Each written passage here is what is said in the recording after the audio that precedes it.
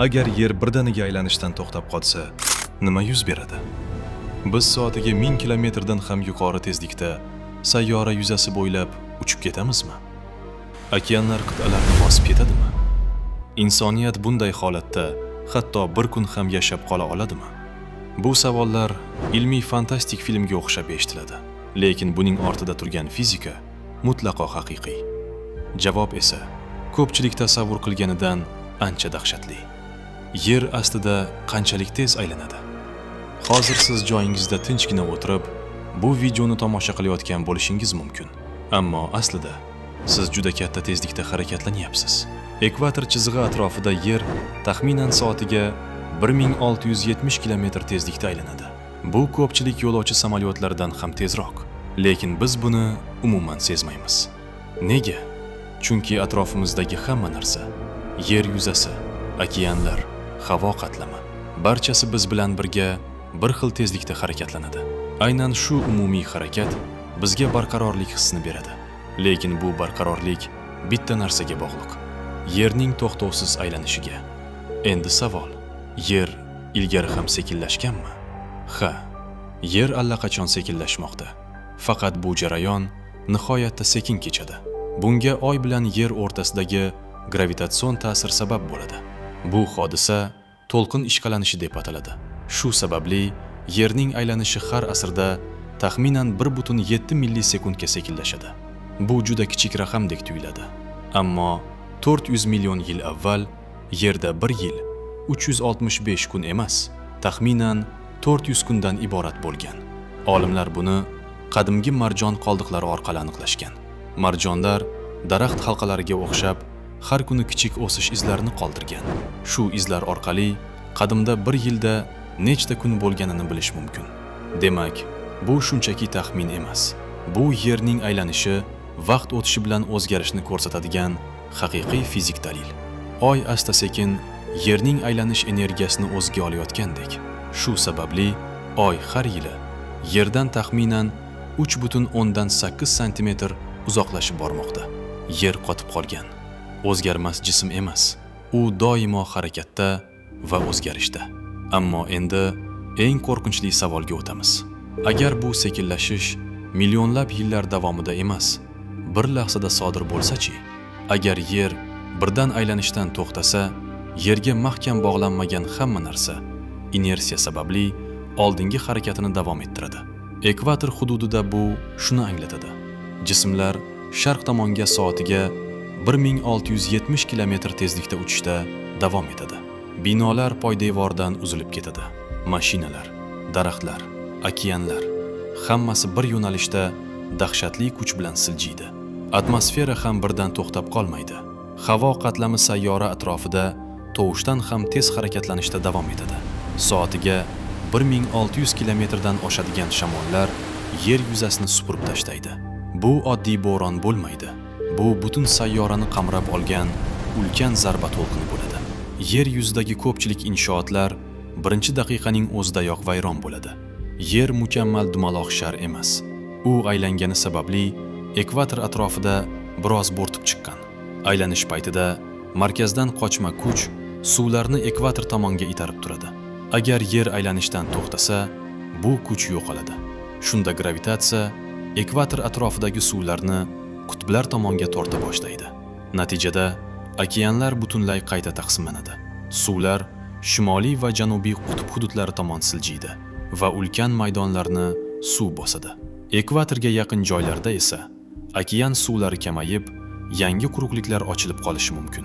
Yer xaritasi butunlay boshqacha ko'rinishga keladi. Qit'alar yo'qolib ketmaydi, lekin qirg'oq chiziqlari keskin o'zgaradi. Endi yana bir savol: gravitatsiya o'zgaradimi? Yo'q, gravitatsiyaning o'zi yo'qolmaydi. Chunki yerning tortish kuchi uning aylanishiga emas, massasiga bog'liq. Ammo yerning aylanishi ekvator hududida odamning seziladigan vaznini biroz kamaytiradi. Agar aylanish to'xtasa, o'sha kichik tashqariga itaruvchi kuch ham yo'qoladi. Natijada ekvatorda odam biroz og'irroq bo'lib qoladi.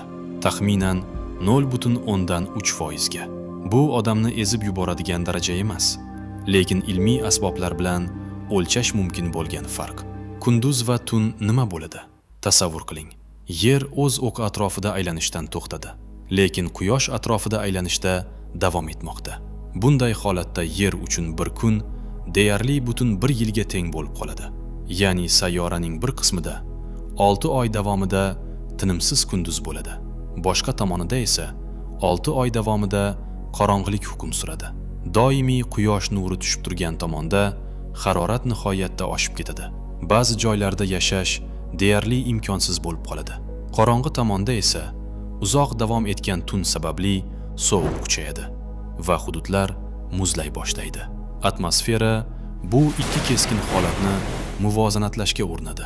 Natijada butun sayyora bo'ylab ulkan super bo'ronlar paydo bo'lishi mumkin. Biz bilgan iqlim zonalari yo'qoladi. Qishloq xo'jaligi izdan chiqadi. Ekotizmlar beqarorlashadi. Hayot eng og'ir sinovlardan biriga duch keladi. Magnit maydon bilan nima bo'ladi? Yerning magnit maydoni tashqi yadrodagi erigan temir harakati orqali hosil bo'ladi. Bu jarayon geodinamo deb ataladi. Yerning aylanishi ushbu harakatni tartibga solishda muhim rol o'ynaydi. Agar yer aylanishdan butunlay to'xtab qolsa, uzoq muddatda yadro ichidagi jarayonlar ham o'zgarishi mumkin. Bu esa magnit maydonning zaiflashishiga yoki beqaror bo'lib qolishiga olib kelishi ehtimoldan xoli emas. Kuchli magnit qalqon bo'lmasa, Quyoshdan kelayotgan zarralar va nurlanish atmosferaga to'g'ridan-to'g'ri ta'sir qiladi. Juda uzoq geologik vaqt davomida bu atmosfera zarralarining kosmosga uchib ketishiga sabab bo'lishi mumkin. Marsda ham shunga o'xshash jarayon yuz bergan deb hisoblanadi. Lekin bu darhol sodir bo'ladigan xavf emas. Bu juda uzoq vaqt talab qiladigan jarayon. Yerning aylanishiga ilgari biror hodisa ta'sir qilganmi? Ha, 2004-yilda Sumatra yaqinida yuz bergan ulkan zilzila Yerning aylanishiga oz bo'lsa ham ta'sir ko'rsatgan. Bu zilzila sayyora ichidagi massaning taqsimlanishini o'zgartirgan. Olimlarning hisob-kitoblariga ko'ra, bu hodisa bir sutka davomiyligini taxminan 2,7 mikrosoniyaga qisqartirgan. Mikrosoniya juda kichik vaqt birligi, ammo u o'lchanadi.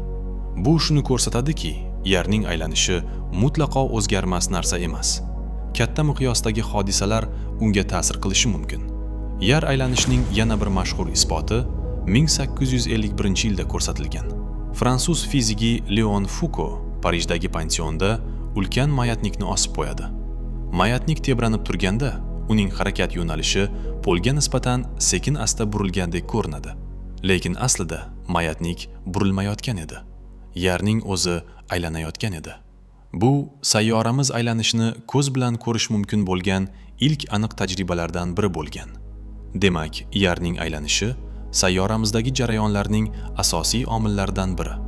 Endi eng muhim savol: Yerning birdan to'xtashi fizik jihatdan mumkinmi?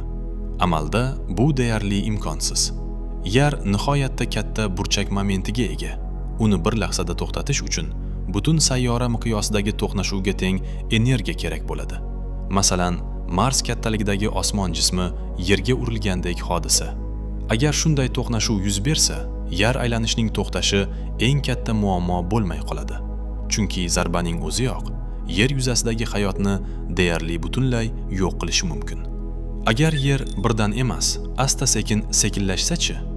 Agar bu jarayon soniyalar ichida emas, millionlab yillar davomida sodir bo'lsa, hayot moslashishga ulgurishi mumkin. Qirg'oq chiziqlari asta-sekin o'zgaradi. Iqlim tizimlari yangi holatga moslashadi. Hayvonlar va o'simliklar boshqa hududlarga ko'chadi. Lekin insoniyat jamiyati 24 soatlik kun-tun tartibiga juda qattiq bog'langan. Bizning tanamiz, uyqumiz, uyg'onishimiz, gormonlarimiz barchasi yerning aylanish ritmiga moslashgan. Bu biologik ritm, sirkat ritm deb ataladi. Shuning uchun yerning aylanishi shunchaki astronomik harakat emas. U bizning hayotimiz, iqlimimiz, okeanlarimiz, atmosferamiz va hatto tanamiz ritmini belgilab turadigan asosiy mexanizmdir. Yer aylanishdan to'xtasa, sayyora darhol butunlay yo'q bo'lib ketmasligi mumkin. Ammo biz bilgan yer, iqlimi, dengizlari, qirg'oqlari, kun-tun tartibi va tirik organizmlar bilan endi avvalgidek bo'lmaydi.